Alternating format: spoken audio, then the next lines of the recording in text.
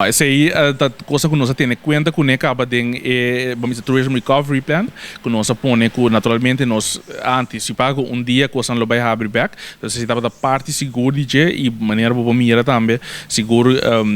restaurante da yen, hotel na carrendas da yen, nós tem hobby mas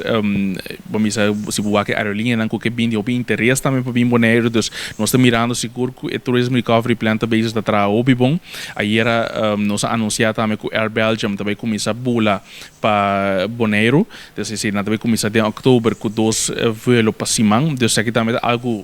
great para seguro para o setor de turismo,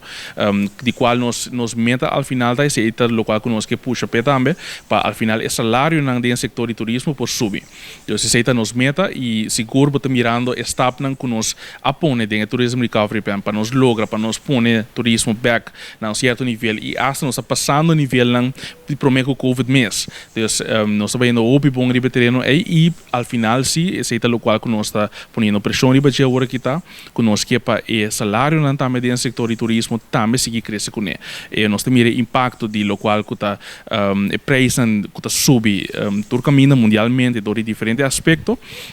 e nós que só também para ao final a gente não também por carga saque. Então, para não por carga significa que o salário não mês subir junto com ele também. Esse é o qual que nós está puxando de nos banda para ajudar que parte.